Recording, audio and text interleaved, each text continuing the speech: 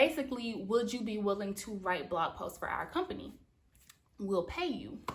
I was like, well, sure, let's try it out. All right, guys, this is gonna be a little bit of a different kind of video. If you have been to my channel before, you know that at some point in my videos, I usually introduce myself as Multi-Passionate Meg, a public health pharmacist turned healthcare copywriter, podcaster, entrepreneur, etc. But I don't think I have yet talked about why I turned to healthcare copywriting and content strategy. I don't think I've talked about why I quit pharmacy. And so today I want to share that story with you. Usually when people find out that I am a pharmacist by training and that I quit my pharmacy job, they're surprised for two different reasons. So the people who don't know me and find this out are surprised when they learn that I didn't leave a retail job where I was disrespected and treated like a disposable employee and, you know, didn't have bathroom breaks and all that kind of crazy stuff that you hear a lot. But that I actually had a job that I loved in public health pharmacy and that I still quit that job. And then the people who know me are surprised because they know that being a public health pharmacist for the CDC was like my dream career. And that's what I did when I decided to quit. And so that's why they are surprised. So today I want to open up a little bit about why I actually quit my pharmacy job. And just kind of shed some more light on what that experience was like for me, but also to give you something tangible that you can take from this and whatever you might currently be experiencing with your job. So here is the story, the true story of why I quit my pharmacy job and started a business instead. I need to start off by explaining why I went into public health pharmacy in the first place. I did not go into pharmacy with the intention of practicing in the traditional sense. I went to pharmacy school because that was the only way that I knew how to learn more about drugs. And that's what I knew that I wanted to do. My mom had cancer and she went through chemotherapy, and I saw the effects of chemotherapy and radiation on her body. And additionally, when I was in my freshman year of college at Emory, I had a work study job at Winship Cancer Institute, helping with a website called Cancer Quest. And my job in that role was to populate the website that had a database of important drugs and other therapies that are used for cancer treatment. So I had a lot of exposure to clinical trials and research and articles and whatnot that were about drugs that were used to treat cancer. So between my personal experience with my mom going through cancer and being at that work study placement, my eyes were open to how drugs can really impact and affect the body, both in very positive and in very negative ways. And I wanted to learn more about drugs so that I could apply that knowledge to like a broad public health setting. So I didn't necessarily want to work with individual patients. I didn't want to work in retail because I knew that my temperament and personality was not cut out for that setting. I didn't necessarily want to work in hospital. I didn't completely write it off, but I didn't think that that's what I wanted to do. I knew what the CDC was. When I was in the 9th grade, my magnet program took us on a field trip. I went to school. I grew up in Columbia, South Carolina, which is about 3 hours away from Atlanta. So we took a field trip to Atlanta in the 9th grade. And on that trip, we toured Emory and we toured the CDC, which was right next door. And on that trip, I decided that I was gonna go to Emory for college and then I wanted to work at the CDC. So I tell that story so that you can understand like why I was even thinking about public health, even though I really didn't quite understand exactly what it was. So I wanted to learn more about drugs, and I figured if I wanna learn more about drugs, I gotta go to pharmacy school. So that's what I did. In pharmacy school, it was challenging for me to find my way, because if you are in pharmacy, you know that the two main traditional paths for a pharmacist are to go into retail, which is like, for you non-pharmacy folks, that's your retail pharmacies like your CVS's, your Walgreens, or privately, like independently owned pharmacies in the community, you either go into retail or you go into hospital pharmacy. And knowing that I did not want to do either of those things, it was really difficult for me to figure out, okay, then what am I supposed to be doing? Like, what are the steps that I need to take to get into public health? Because this is not something that people really do. And so I didn't have like a model to follow to say, oh, this is what they did, that's what I'm gonna do. I didn't have that, and I didn't have people who even really understood what I was trying to do as a future pharmacist in public health. So like my faculty members, staff, like I didn't have that resource basically. So I kind of had to figure it out on my own. And this is not a story about like how to get into public health. I did an interview for the non-traditional pharmacist if any of you are interested in my journey into public health, so you can check out that interview. But suffice to say that through internships and networking and really like grinding my butt off, I managed to get into public health as a pharmacist. As for what I did in those settings, I did a lot of different things. If you know me, you know that I have had a lot of different jobs in my time, different jobs, different experiences, which is very intentional, to be quite honest. But in my public health roles, I did a variety of things. So one of the big roles was in health communications. And in that role, I was kind of like the middleman between the general public, who was reading the information that CDC puts out, and the subject matter experts who are conducting the research to inform, CDC's recommendations and whatnot. So my responsibility was to help create a lot of the marketing-like collateral around different campaigns and studies and things like that. So for example, CDC participates in a big antibiotic awareness campaign. At that time, it was called Get Smart About Antibiotics. And so I would create blog posts, fact sheets, infographics, brochures, all that kind of stuff, like nicely designed, simply written health information that the general public could use and understand and follow. So that was what I got a lot of exposure to. And then I had another role after that that was the complete opposite. I was in regulatory affairs, and we actually helped with emergency preparedness, a lot of like what we're kind of experiencing now in the pandemic, making sure that the government and that different assets that the government owns were well supplied and well stocked with various medications, that all of the paperwork was in line for those assets, so that if the government needed to use them or deploy them, they would be able to legally without violating the FDA's laws. So what I was writing in that role was the complete opposite of what I was writing and who I was writing for in the health communications role. In the regulatory role, I was primarily writing to an audience of like regulatory authorities at the FDA. That was our primary audience. And so you can imagine that the nature of what I was writing was very different. And I love to write. I identified writing as the common link that was going to help me bridge my pharmacy knowledge to public health. So the writing-based roles for me were very intentional, but I was finding myself a little bit restless because I felt pigeonholed by the different roles that I had. So when I was in health communications, I found myself wanting to write more like scientific, technical information, because the subject matter experts who were doing the research, they were MDs, PhDs. I'm like, well, I'm a PharmD, like I have this level of experience and expertise also. So for me to always be boiling something down into like 5th grade reading level is kind of like, it gets monotonous, it gets boring.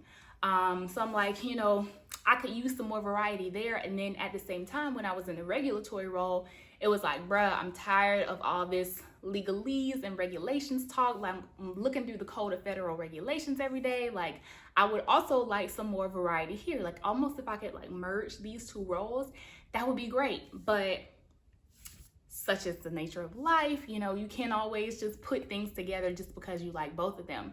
And so in addition to that, in the regulatory role, that specific role wasn't necessarily the type of work that I wanted to do in the future. I still wanted to be in public health, just not in that regulatory space. And so when it came time to renew my contract, because I was a contractor, I knew that I did not want to renew it. Now, I should say that before that time came, I was really frustrated with that position for a variety of reasons, some of which I've already explained. Other reasons for the frustration were just like the dynamics of the team. And so I didn't want to stay in that environment because it was very draining. And so one of the things that I did to try to make that experience a little more bearable and positive for me was I started a blog. I mentioned that like I wanted something else to write, like something that wasn't so heavy and technical and regulatory. And so I started a blog. It was a public health pharmacy blog. And I basically wanted to use it to educate my friends and my family, my loved ones, about certain common medication related topics that they would frequently ask me about. And so it was kind of like a little passion project that kind of helped give me something to look forward to and to be excited about, to balance what I was feeling at work based on the nature of that job and also just the culture of the office. So I really enjoyed doing that, and I did it for several months. And then a health company sent me an email saying that they had come across my blog and that they really like enjoyed my writing style and thought it was down to earth and thought that people could actually like understand what was being written, because a lot of health information out there isn't, one, there's a lot of misinformation about healthcare on the internet, but also there's a lot of overly complicated health information that, you know, when you are looking for the answer to a question, it's not written well enough for people to actually like understand and apply that to their life. So they were like, we love that you're able to like take these complicated concepts and break them down in a very relatable and personable way. Basically, would you be willing to write blog posts for our company? We'll pay you. And I was like, well, this is something that people pay for? Obviously, like, of course I will write these posts for your company, because I'm doing this for free right now and didn't even think about asking for payment. So sure, let's try it out.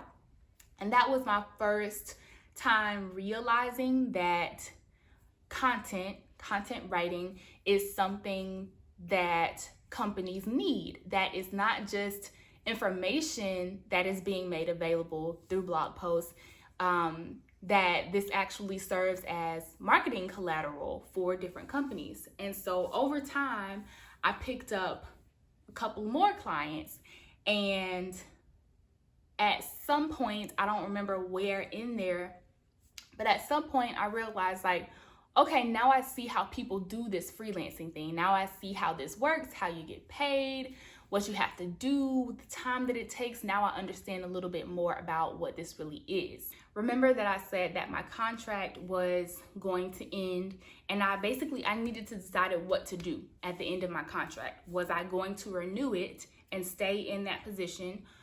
Was I going to try to get another contract in another role somewhere else outside of that office? Or was I going to not renew and pursue the freelancing thing full time? And I was kind of nervous about that. I mean, I was very nervous about that last option because I felt like that was what I wanted to do, but I didn't know it's kind of like a you don't know what you don't know kind of thing. Like, I didn't know what I didn't know, but I felt like there was a lot that I didn't know that I needed to know before I made that kind of decision. You get what I'm saying? Like, I felt like there was something that I was missing. And so I was scared that, okay, if I say, oh, I'm just going to do this freelancing thing, that big thing that I was missing would become glaringly obvious and I would like fuck up basically. But I talked to my husband about it. I kind of ran him, through the options. Obviously, he knew about how I had been freelancing thus far, and he basically gave me the push that I needed and was like, I think like you already have 3, 4, 5, however many clients. I don't remember how many I had at the time. And mind you, this was in 2018 when my contract was ending. Our son at that time was about 1 year old, a little over 1. Actually, he was exactly 1. His birthday was the date that my contract ended. And so, you know, there were like grown people things that we needed to consider, like income. I was not making a pharmacist salary because my role was not that of a pharmacist, but it wasn't, I mean, actually, maybe nowadays that is a pharmacist salary. I wasn't making 6 figures, but it was not too far off. And so that was a major source of income in the household, obviously. Our son was 1 at the time. We had house bills. There's things we have to pay for, right? So all of that went into our discussions, and basically he was like, you know, I think you can do it. I think you should give it a shot.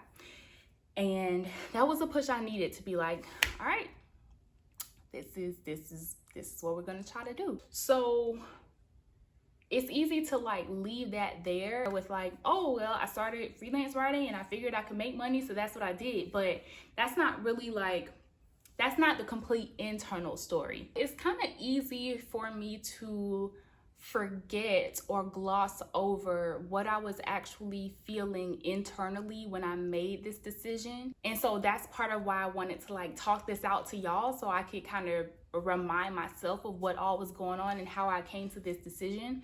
It wasn't just about me discovering that I could find a way to make money on my own without needing a full-time job, a full-time employer to do it. Yes, that was part of it, but it was also thinking about like why I got into public health pharmacy, what impact I was hoping to make through public health, and what I felt like I was actually, the progress that I felt like I was or was not actually making on that goal. So for me, getting into public health was like being able to make a broad and significant impact on a larger group of people, like at the populational level rather than at the individual level with one-on-one interactions. The barriers that I ran into there were, if you think about the way that government agencies are set up, it's very bureaucratic. It's supposed to be that way. That's exactly how it is. So when we were creating materials, a lot of times marketing materials, because that health communications position was probably the closest thing to what I was actually looking for. But just to get a fact sheet approved or an infographic approved took 4, 5, 6 levels of approval. And I'm talking about through the whole entire agency and sometimes into the parent agency, like Department of Health and Human Services. Like sometimes it took that many levels of approval just to get something as simple as like a fact sheet approved. And I'm not saying that there is a problem with that or that's not right. I'm saying that that was frustrating for me, because by the time a lot of that stuff came back down, all of the nuanced aspects of it, all of the like culturally relevant aspects of it, all that stuff would be taken out.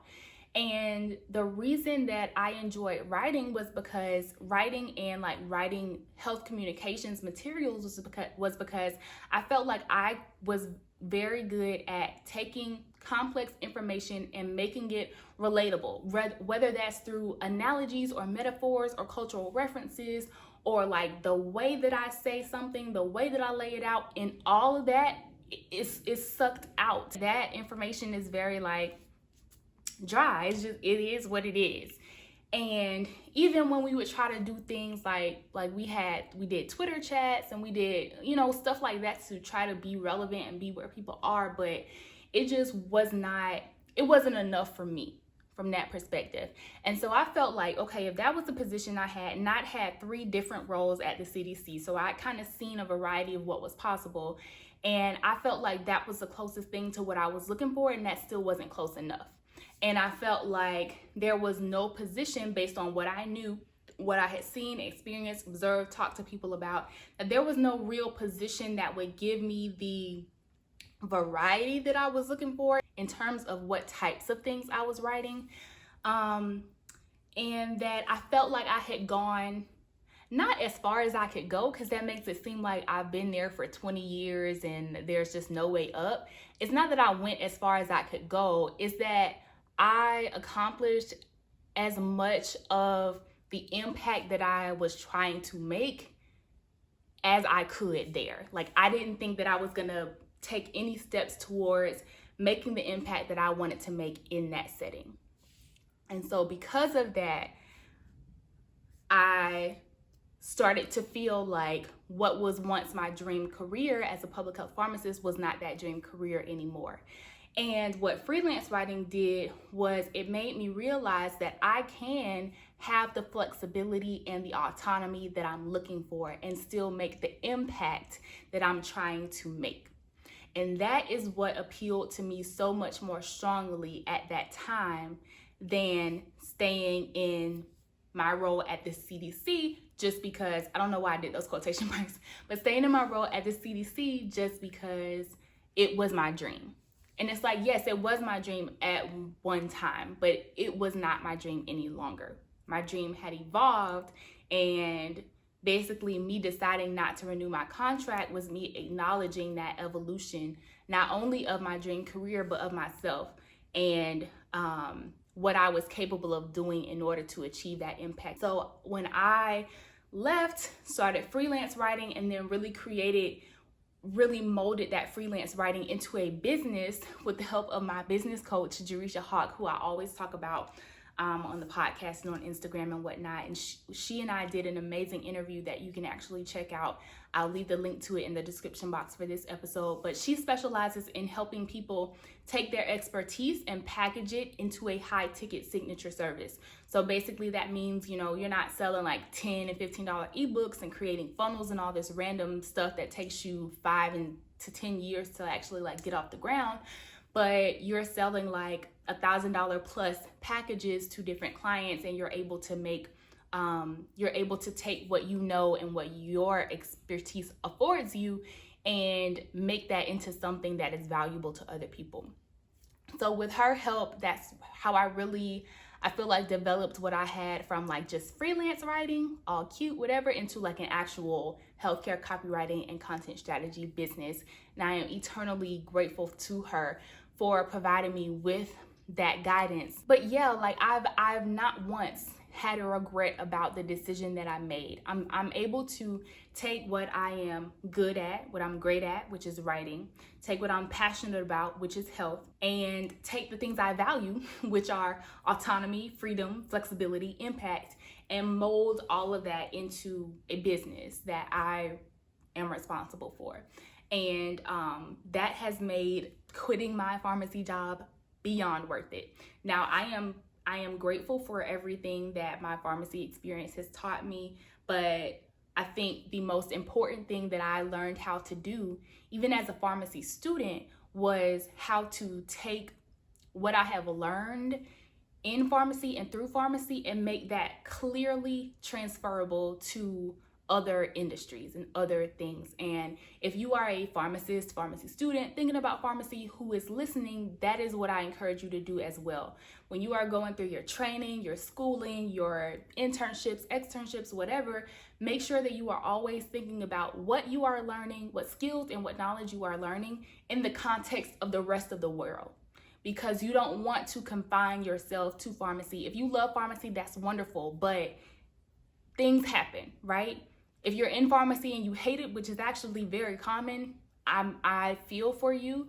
And hopefully listening to this has given you just a little bit of insight into how you can think about the skills that you have, the knowledge that you have, and what other areas you can transfer those skills and that knowledge to. If you have nothing to do with pharmacy, but you're just an aspiring business owner or a new business owner, hopefully you can take from this just the fact that having a business coach is actually really helpful. And if you are a service business owner, I highly recommend Jerusha Hawk. You can, again, listen to her episode.